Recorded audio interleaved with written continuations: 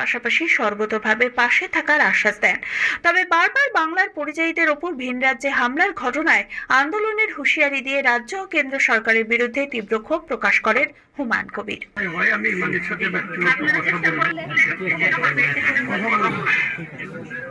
যে ছেলেটি মারা গেছিল জুয়েল উড়িষ্যাতে, আপনারা সবাই অবগত আছেন।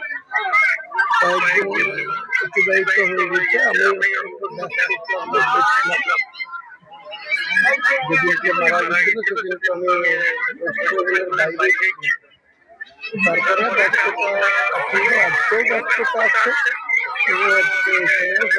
পরিবারের ছেলেটির মা তাদের তো একটাই ছেলে ছিল, রোজগার করতে পরিবারের জন্য, রোজগার করার জন্য উড়িষ্যায় যাচ্ছিল। সেটা চলেই গেছে। আর দুই মেয়ে, তারপরে একটা